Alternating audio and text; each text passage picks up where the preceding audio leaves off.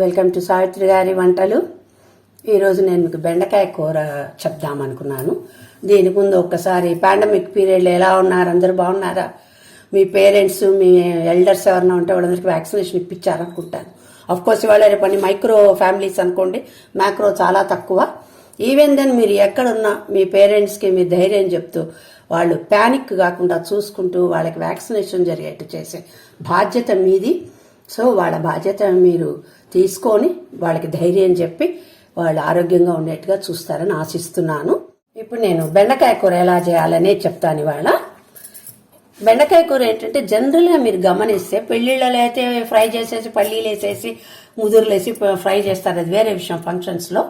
అలా కాకుండా మనకి ఇంట్లో చేసేవాళ్ళు కూడా ఏంటంటే జిగురుగా అయిపోయి ఇవన్నీ ముక్క చితికిపోయి సన్న సన్న ముక్కలుగా చితికిపోయినట్టుగా ఉంటుంది. చాలా మంది ఇళ్లలో నేను గమనించాను.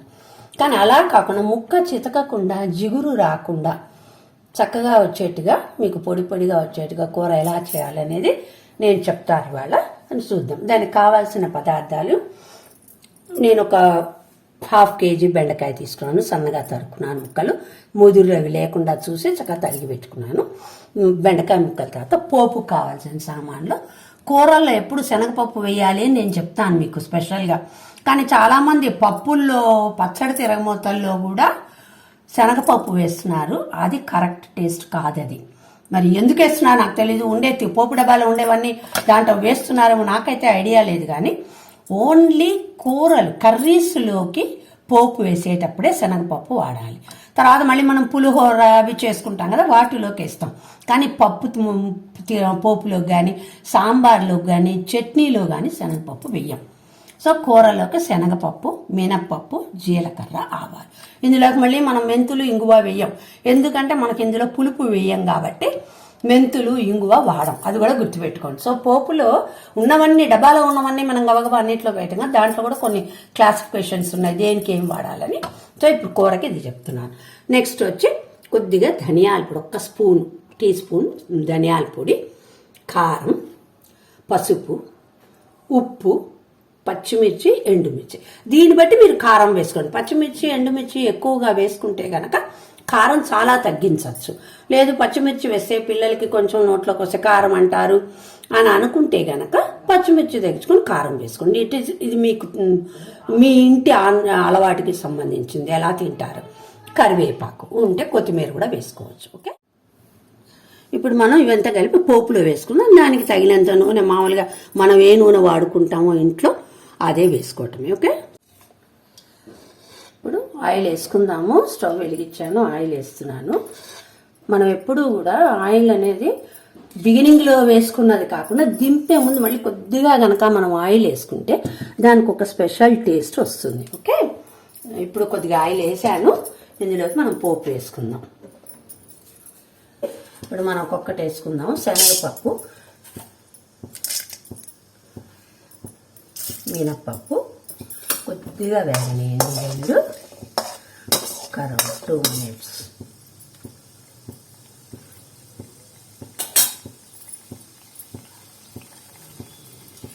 జీలకర్ర, ఆవాలు. ఇంతవరకే పోపులు వేసేవి, ఇంకేం వేయక్కర్లేదు.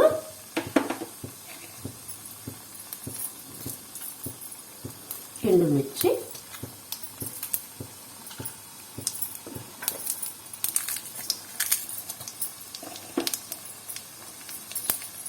పచ్చిమిర్చి ఏం చేస్తారంటే కొంచెం పెద్దవిగా వేసుకోండి.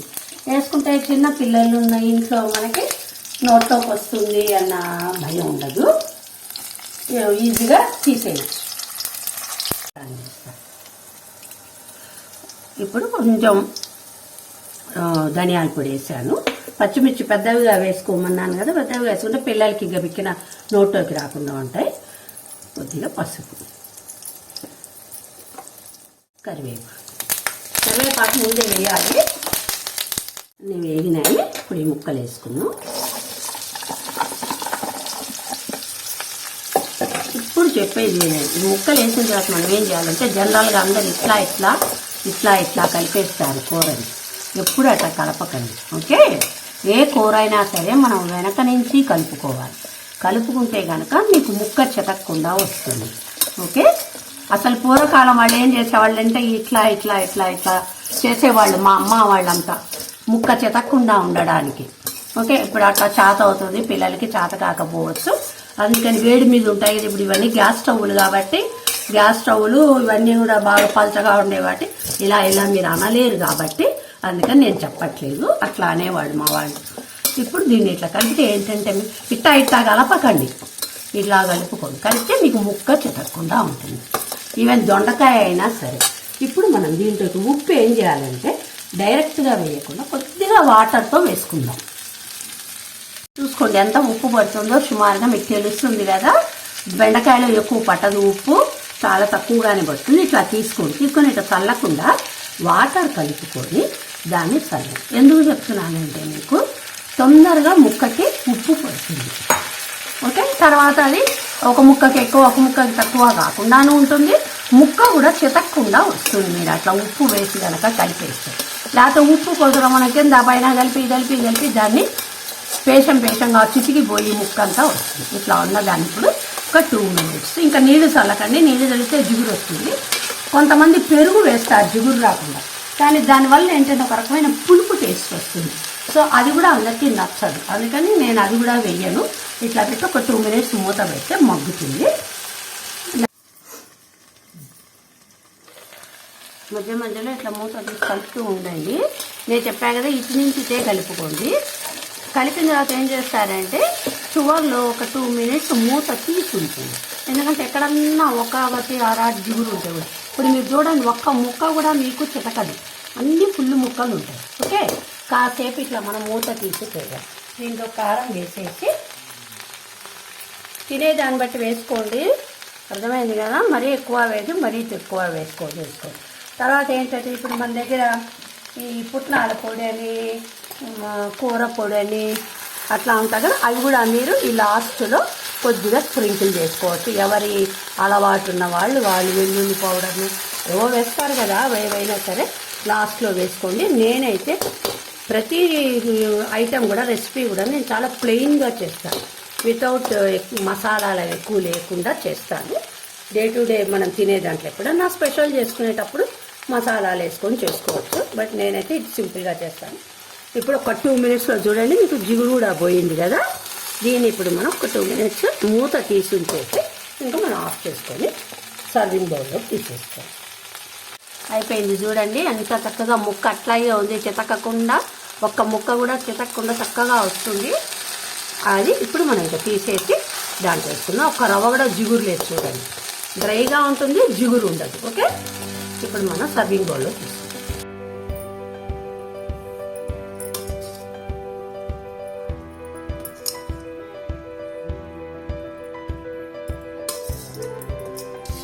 దీంట్లో మనం కలపటంలోనే స్పెషల్ ఇదొకటి, మనకి దొండకాయ ఒకటి, ఆ రెండు కూడా చితికిపోయినట్టు అవుతుంది మనకి కూర.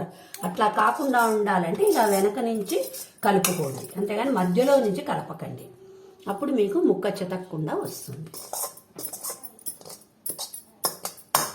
ఇప్పుడు దీని మీదకి మనం కొత్తిమీర ఉంటే చక్కగా గార్నిష్ చేసుకోండి. సో రెడీ అయిపోయింది బెండకాయ కూర, బెండి కర్రీ.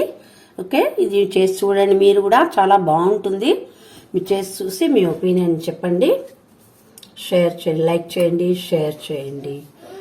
నాకు ఇప్పుడు వీళ్ళు కూడా చెప్పాను కదా, వ్యూయర్స్ కూడా నాకు చాలా, సబ్స్క్రైబర్స్ కూడా 11,000 పైన వచ్చారు. నాకు చాలా సంతోషంగా ఉంది. ఆవకాయలు మాగాయలకైతే lakhsలోనే చూశారు.